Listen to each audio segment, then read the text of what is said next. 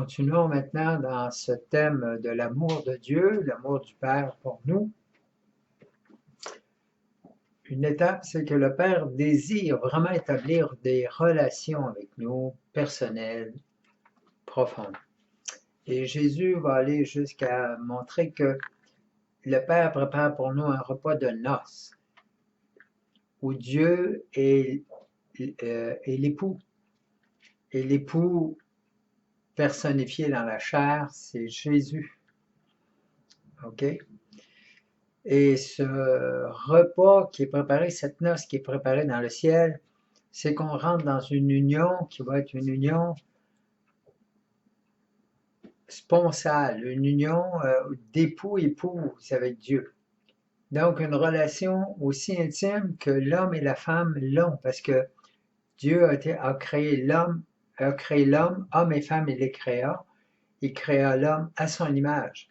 Donc, nous sommes faits à l'image de Dieu. Et l'union qu'on a, l'union la plus intime, c'est celle de l'homme et de la femme à l'intérieur du mariage, non pas seulement au plan sexuel, mais surtout au plan du cœur, au plan de l'union de vie, de l'union de travailler ensemble, d'être ensemble, de faire ensemble, d'être et de connaître et d'aimer Dieu ensemble. OK? Ça prépare l'union de notre union ultime avec Dieu dans l'éternité, où ça va être une union où Dieu va être tout en tous. Et nous allons participer à cette communion avec Dieu. Et ça se vit déjà sur la terre. Et par le fait que Jésus se donne à nous dans son corps, son sang, son âme, sa divinité, par la communion. OK? Donc, Dieu veut établir une relation de commune union. Et nous allons voir comment que dans cette communion-là, Dieu vraiment veut qu'on soit en dialogue avec lui. Il veut nous entendre. Il veut qu'on l'entende aussi, et qu'on écoute la parole de Dieu et qu'on la mette en pratique. Donc, qu'on soit constamment dans cette communion, comme un homme et une femme, comme des amoureux, sont toujours présents l'un à l'autre, même s'ils travaillent, même s'ils sont chaque côté de leur travail dans la journée, ils ont toujours le cœur tourné l'un vers l'autre. S'ils sont vraiment en amour, sont vraiment amoureux, la présence de l'autre est continuelle dans tout ce que je fais. Et ainsi, Dieu veut établir cette relation de cette façon-là. Et nous allons voir avec dans l'évangile de Luc au chapitre 14, dans les versets 15 à 24, nous allons regarder cette lecture en profondeur.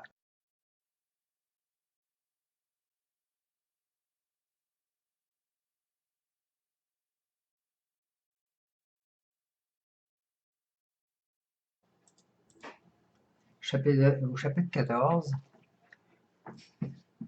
un des convives ayant entendu cela lui dit « Heureux qui mangera dans le royaume de Dieu ». Ici, je veux attirer l'attention tout de suite à ce verset 15, comment que la personne qui répond à Jésus puis qui lui fait cette proclamation a saisi très bien le début du chapitre qui était une invitation au royaume de Dieu, à la vie éternelle. Et Jésus, voici la réponse qu'il lui donne. Il lui donne une parabole. Un homme faisait un grand dîner.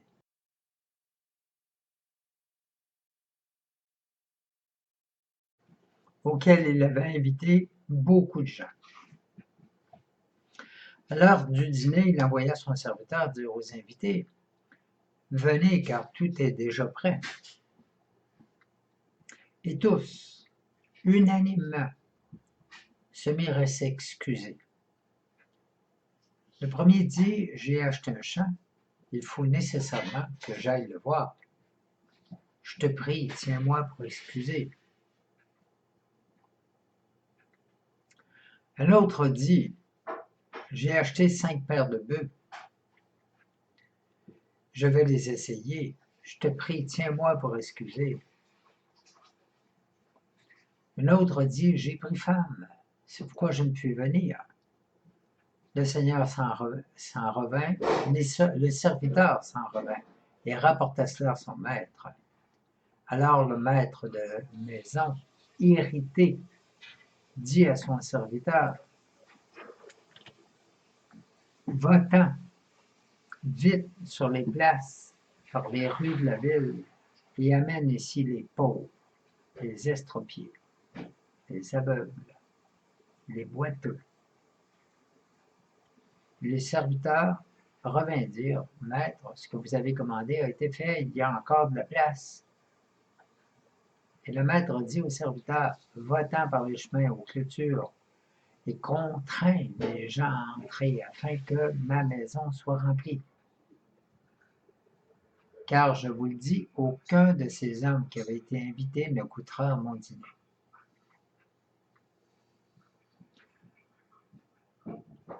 Et ici, la référence en fait devrait arrêter ici au chapitre, au verset 24. Ce qu'il faut voir, c'est que comment le maître invite les premiers, puis les premiers ne viennent pas, invite les deuxièmes, il y a de la place. Et qui que le Seigneur invite au départ? C'est des gens qui étaient normalement invités à la noce. C'est-à-dire que ça représente les gens qui faisaient partie du peuple juif au départ. Donc, le peuple juif est le premier qui était invité à la noce. Mais les gens décident de ne pas venir parce que les Juifs à l'époque de Jésus pensaient que c'était gagné d'avance, que le fait d'être juif pratiquant, c'était suffisant pour être au ciel. Et là, Jésus se présente comme l'époux qui invite à la noce, qui invite à son repas dans le royaume des cieux. Et les Juifs n'accueillent pas Jésus. Les Juifs ne veulent pas de l'enseignement de Jésus parce que ça vient les bousculer.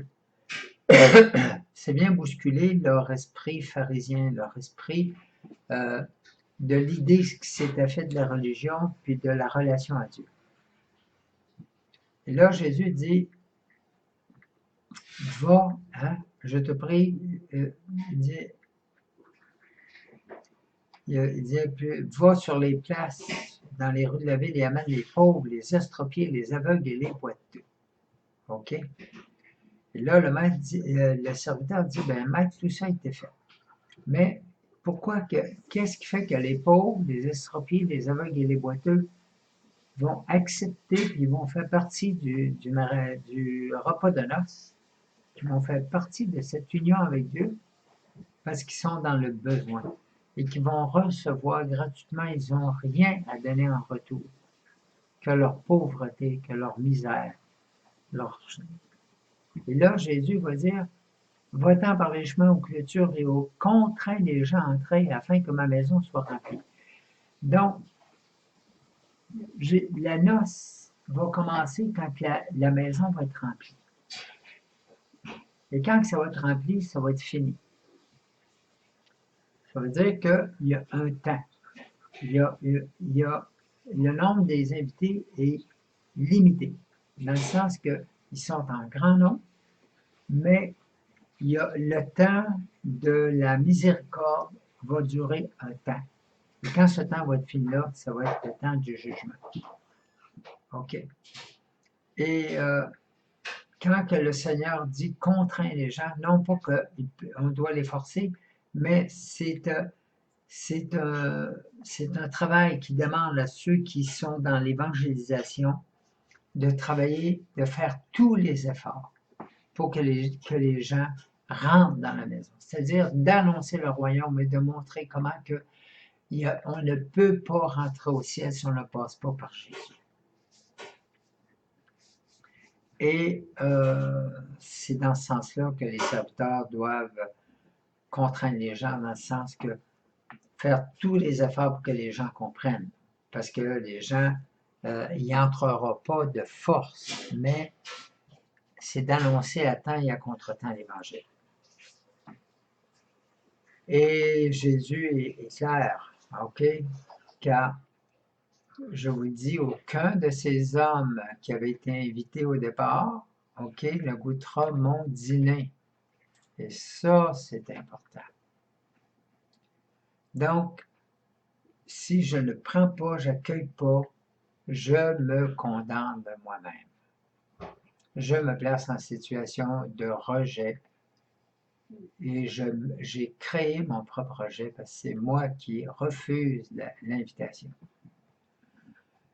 Et le texte continue, ça nous aide à comprendre un petit peu comment, jusqu'où le Seigneur demande quelles sont les conditions pour suivre Jésus. Comme des foules nombreuses cheminaient avec lui, il se retourna et leur dit, « Si quelqu'un vient à moi, il ne hait pas son père, sa mère, sa femme, ses enfants, ses frères, ses sœurs et même sa propre vie, il ne pourrait être mon disciple. » OK? Et là, le texte est très, très clair. Il ne hait pas. OK? Donc, c'est pas quelque chose de simple.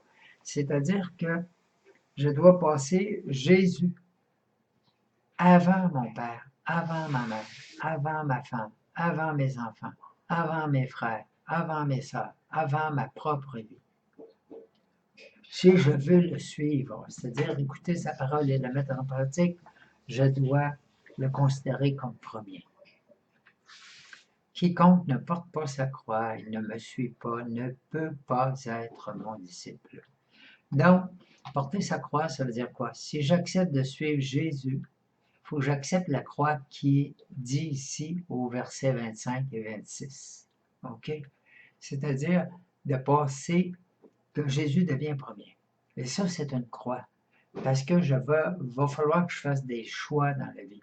C'est Jésus qui est premier, parce que Jésus est premier, parce que la parole me dit d'aimer mes ennemis, de prier pour ceux qui me persécutent.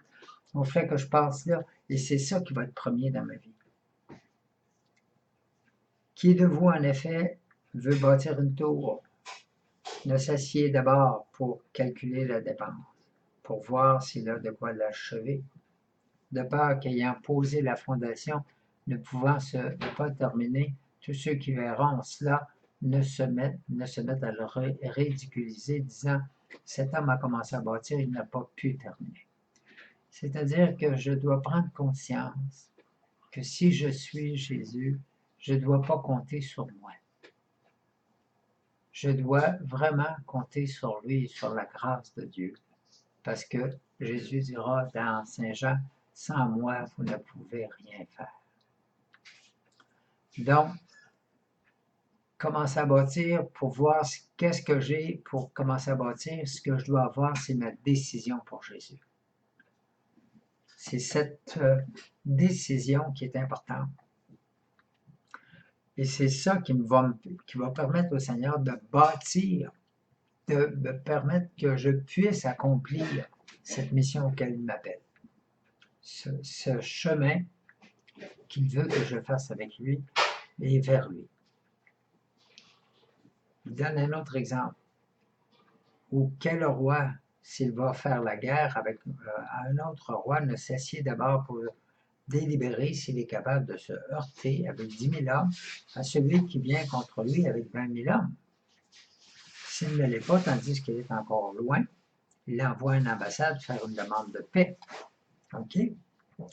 Donc, il se peut que j'évalue mes choses et dire, ouf, c'est bien trop dur ce que Jésus me demande, etc.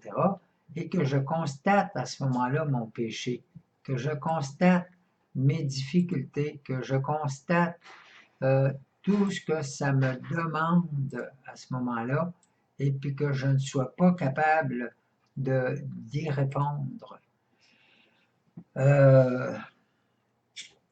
Et c'est que là, à ce moment-là, je vais demander la paix, c'est-à-dire que je vais me réconcilier avec le Seigneur. Je vais faire ma demande de pardon et je vais demander à ce moment-là qu'il m'envoie, qu'il m'assiste et qu'il prenne, qu'il vienne à mon secours. Ainsi donc, quiconque d'entre vous ne renonce pas à tout ce qu'il possède ne peut pas être mon disciple. OK? Donc, c'est cette renonciation-là. OK? Cette renonciation qui est archi importante.